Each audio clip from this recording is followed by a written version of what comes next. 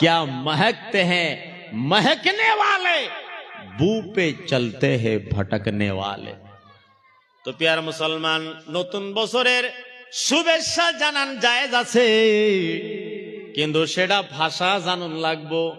খ্রিস্টানদের ভাষায় হইবে না, ইহুদিদের ভাষায় হইবে না, মুসলমানদের ভাষায় হওয়া লাগবে।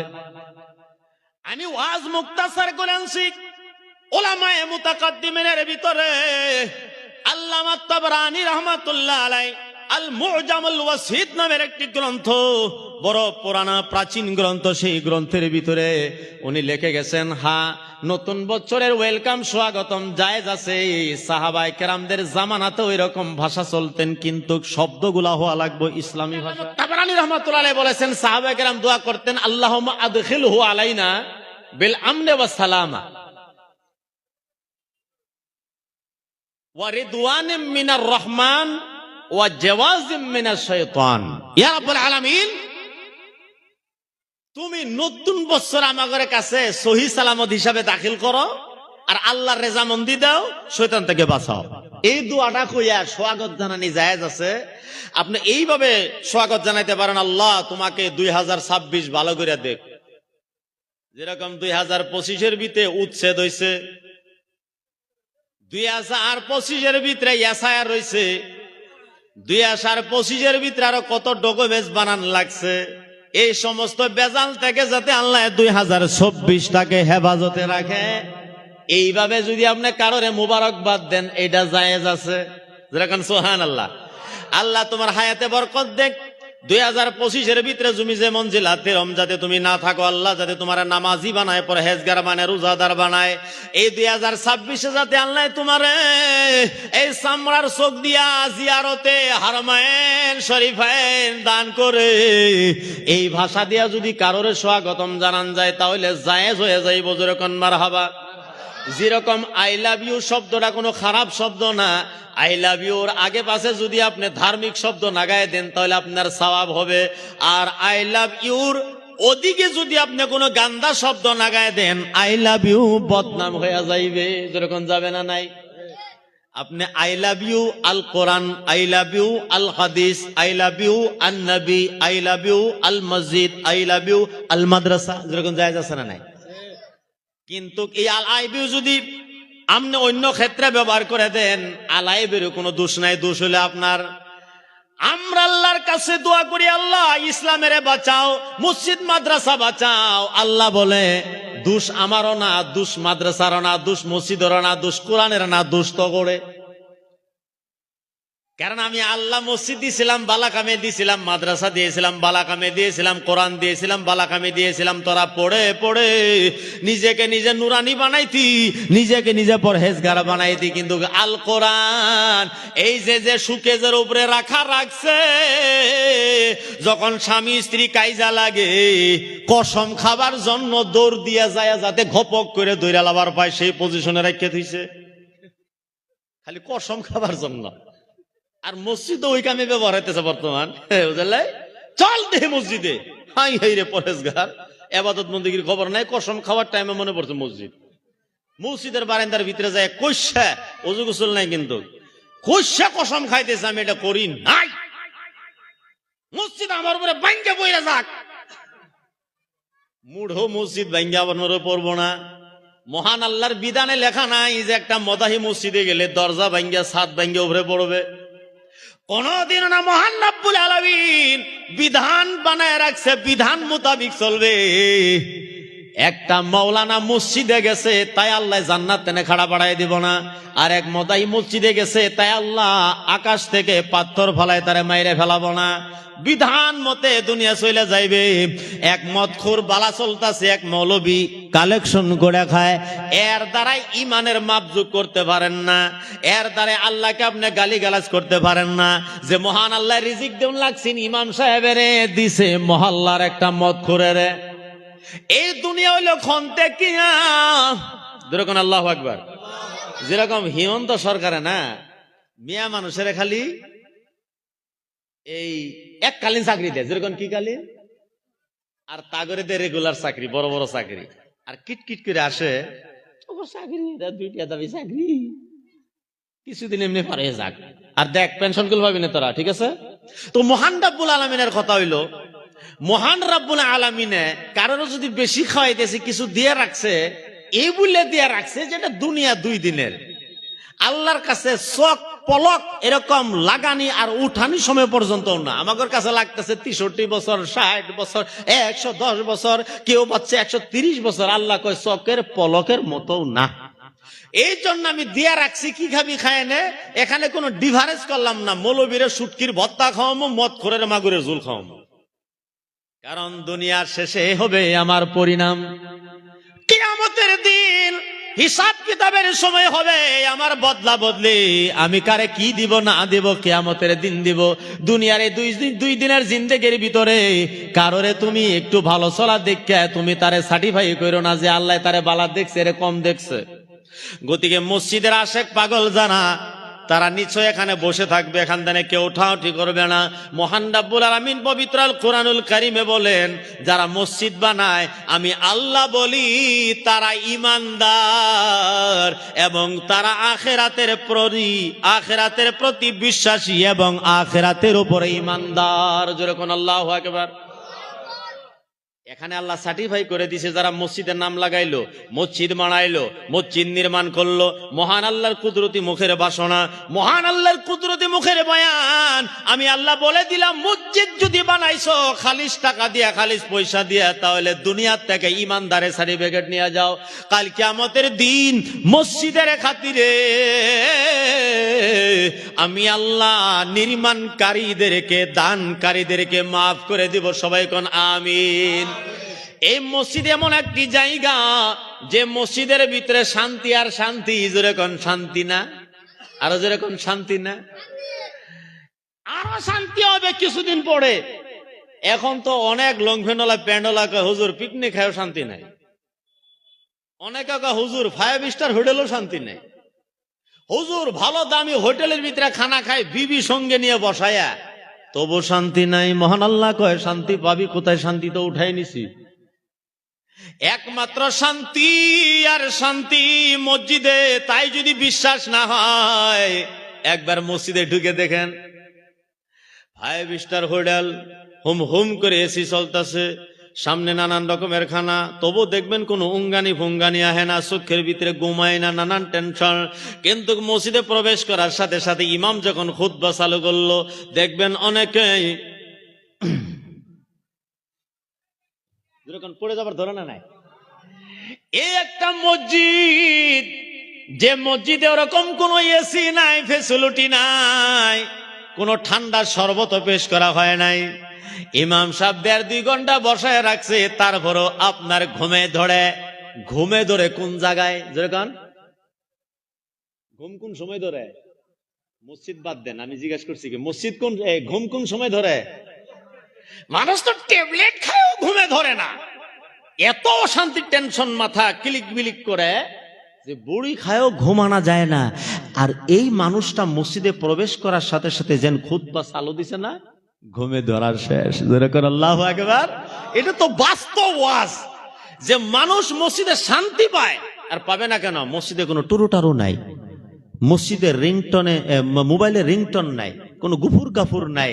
মসজিদের ভিতরে ঢোকার সাথে সাথে, প্রবেশ করার সাথে সাথে শান্তিময়, বিরাজময় একটা পরিবেশে অন্তর্ভুক্ত হওয়া যায়। আল্লাহর রহমত হরহর করে নাজিল হইতে থাকে, ফেরেশতা চারোদিকে কুদরতি হাত ধরে ধরে চারোদিকে আপনাকে ঘেরাবন্দি করে রাখে, রহমতের চাদর দিয়ে ঢেকে রাখে। এই জন্য বান্দায় শান্তি পায়। যেরকম মারহাবা। আমার কাছে লাগছে আরো 10-20-50 বছর পরে মানুষ মসজিদ তালাশ করে বেড়াবে। একটু মসজিদে যাইতাম, বেনামাজি মসজিদ তালাশ করবে, বেরোজগার মসজিদ তালাশ করবে, মসজিদের ভিতরে শান্তি পাইবে। এখনো যেরকম পরিবেশ দেখা যায়, আল্লাহর হুকুম কিছু নামাজি বাড়ছে না বাড়াও না। মহান রব্বুল আলামিন বলেন, মসজিদ যারা নির্মাণ করে কাল কিয়ামতের দিন আমি আল্লাহ কুদরতি হাত দিয়া তা করে বরণ করবো, তা করে আমি সম্মান করব, সম্মানিত করব। এটা ছোট মোটো কথা না ভাই। স্টেজের ভিতর আমার একটা আসামি গামছা দিয়া সম্মান করছে, তাই আমি খুশি হয়ে গেলাম। আর কাল কিয়ামতের দিন হাসরের ময়দানে ভরা সমাজের ভিতরে ভরা উপস্থিতির মাঝে নুরানি চাদর দিয়ে মহান আল্লাহ তার কান্ধে বরণ করে দিবে আর বলবে, আমার বান্দা রে, দুনিয়ার ভিতরে তুই আমার ঘর মসজিদ নির্মাণ করলি, আদর করলি, তাই আমি তোরে আদর করলাম। যেরকম সুবহানাল্লাহ। হাদিসের ভিতরে আমার দয়াল নবী বলেন, মাম্বানা আলিল্লাহ মসজিদা বানাল্লাহু লাহু বাইতান ফিল জান্নাহ।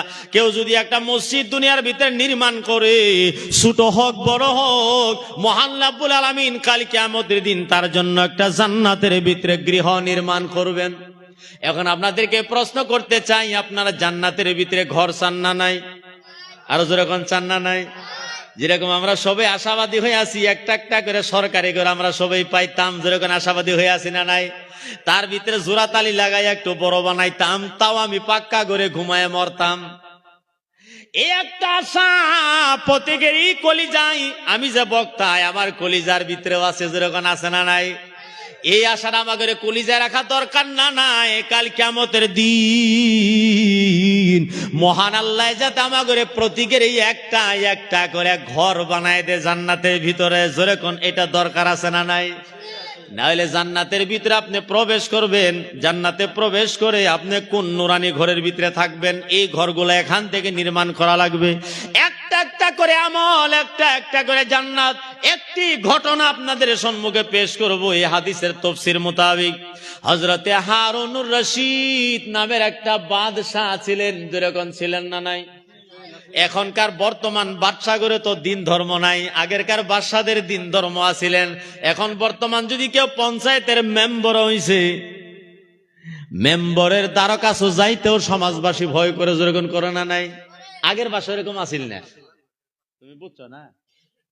বুঝো নাই? আগের বাসা যারা, তাদের কাছে না সব জনসাধারণ যাবার পাইতো।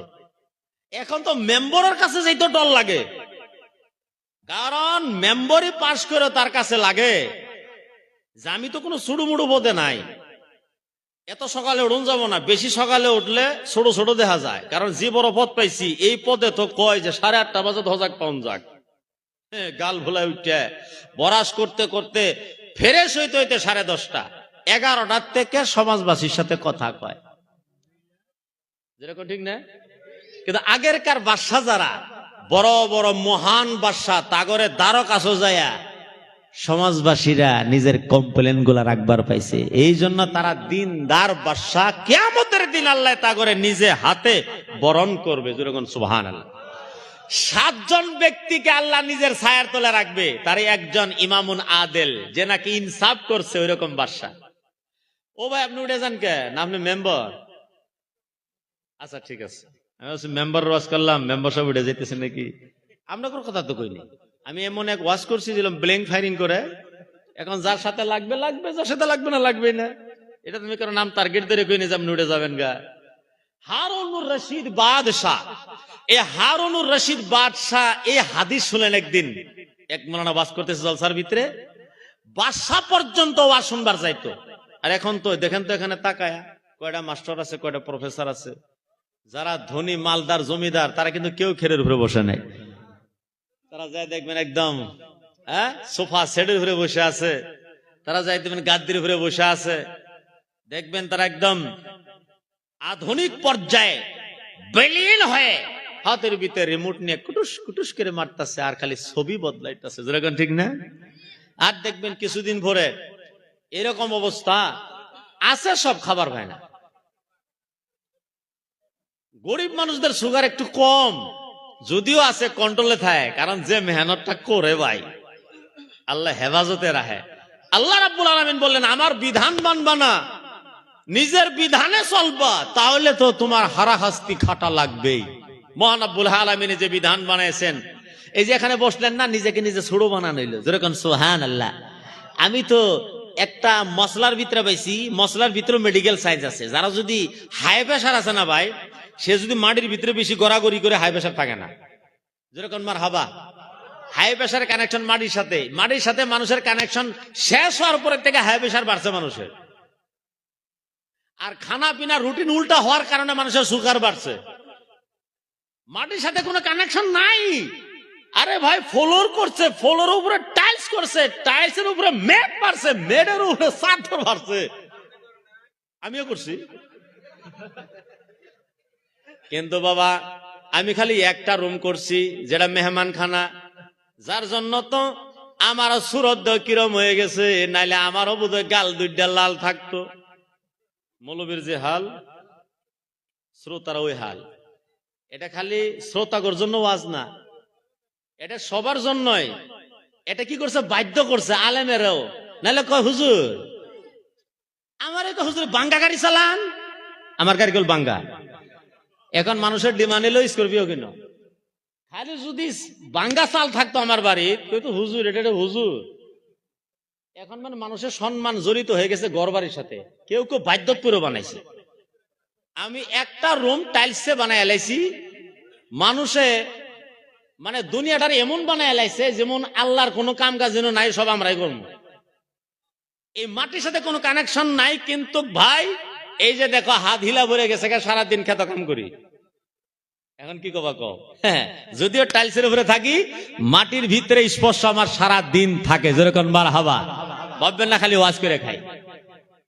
জানা হোক হারুনুর রশিদ বাদশা উনি ওয়াজ শুনে আইছে যে মসজিদ বানাইলে মহান রব্বুল আলামিন তার জন্য একটা জান্নাতে ঘর বানায়। রাত 12টা বাজে নাকি, টাইম শেষ হয়ে গেছে গা। তো ভাই এরকম করে প্রশ্ন করুন লাগে, করলে ওয়াজ বাইরে হয়। কিছু কিছু জলসার ভিতরে যায় মানুষে বুঝে না টুঝে না কিচ্ছুই, ওয়াজের শেষে কোনো পরিণাম বাইরে না। উনি যে আমার প্রশ্ন করেছে আমি খুশি হয়েছি, খুশি আমি উত্তরটা দিছি। যখন মারহাবা। দয়া রাসূল সাল্লাল্লাহু আলাইহি ওয়াসাল্লাম বলছেন আখিরি জামানাত মৌলভী মুন্সি হাজি গাজী সবাই সুদ খাবো। নবীর মুখের বাণী মিছা না। সাহাবারা জিজ্ঞাসা করছে এটা কেমনে, আলেম ওলামারা ওয়ারাসাতুল আম্বিয়া কেমনে সুদ খাবো? সুদখোরের বাড়ির দাওয়াত খাবো। কেউ দাওয়াত যদি না খায়, কেউ যদি বাসা শুরু করে, সমাজের মানুষই নাই, তাহলে মসজিদ চলবে কিভাবে? আখিরি জামানায় প্রতীকের পেটের ভিতরে সুদের খোরাক যাইব, এই জন্য মৌলবীরা বড় বড় মোনাজাত করবে, আল্লাহর দরবারে কবুল হবে না। এখন আপনাদের উপরে সারা কিছু ছাইড়া দিলাম, মৌলবী করে দোয়া যদি কবুল করাবার চান তাহলে সমাজ ঠিক হয়ে যান। আর মৌলবী করে যদি দোয়া এইভাবে থাকে তাহলে আপনারা ওইভাবেই থাকেন। আখেরি জামানা ইমান হাতে রাখা এবং আগুনের আংরা রাখা সমান পরিমাণ। হারুনুর রশিদ বাদশাহ ওয়াজ শুনছে, শোনার পরে উনি মসজিদ বানাবার জন্য নিয়ত করছে। ওনার বাড়ির সামনে একটা গরিবের বাড়ি, ওই গরিবেও মনে মনে কান্দে, হায় রে আমার যদি ধন সম্পত্তি থাকতো আমিও মসজিদ বানাইতাম, আল্লাহর জান্নাত খরিদ করতাম, জান্নাতের ভিতরে ঘর বানায় নিতাম। হারুনুর রশিদ বাদশাহ মসজিদ বানাবার জন্য ইটা বালু গিট্টি ফালান শুরু করছে। এই গরিবে করছে কি, আমার তো সাধ্যই কুলাবেই না, আমি একটা কাম করি, 10টা ইট আর 1 বেসলা বালু ওই হারুনুর রশিদে বাদশাহ ফালান ইট আর বালুর ভিতরে ঢুকাইয়া দে। রাত্রে ঢুকাইমো অন্ধকারের পরিবেশে, কেউ যাতে জানতে না পারে। হারুনুর রশিদ বাদশার মাল যেখানে পড়ছে, এই গরিবে যাইয়া অল্প অল্প মাল সেখানে যায় মিশ্রিত করে আসছে। হারুনুর রশিদ বাদশাহ মসজিদ বানান পরে স্বপ্নের ভিতরে দেখে সে জান্নাতের ভিতরে দাখিল। যেরকম সুবহানাল্লাহ। হারুনুর রশিদ দাখিল হওয়ার পরে দেখে একটা ঘর, সেই ঘরের ভিতরে লেখা এটা হারুনুর রশিদ বাদশার ঘর।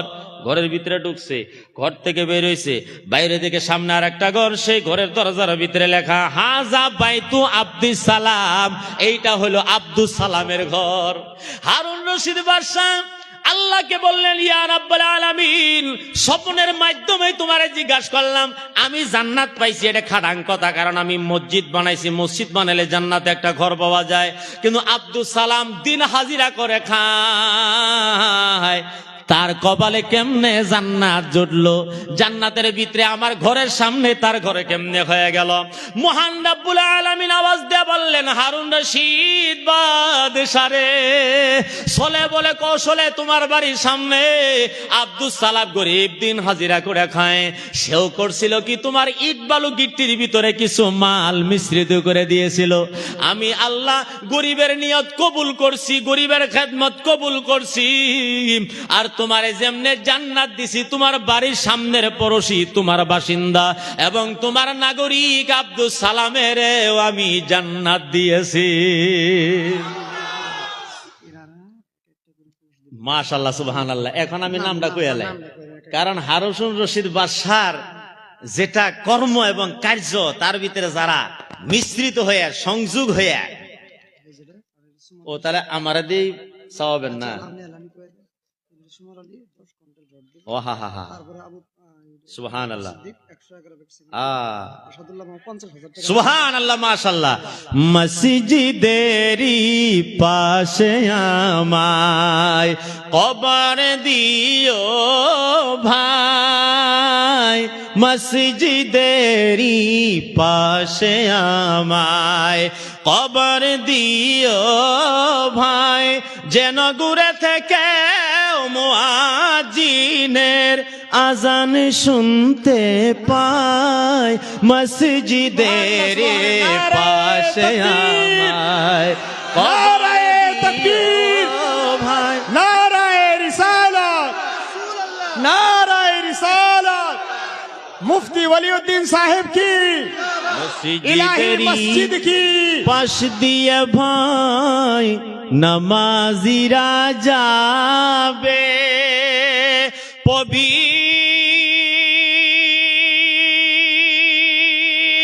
সে পায়ের ধ্বনি বন্দা শুনতে পাবে, গোরাজাব হইতে এই গুনাহগার পাইবে রিহাই, মসজিদেরি পাশে আমায় কবর দিও ভাই, মসজিদেরি পাশে আমায়।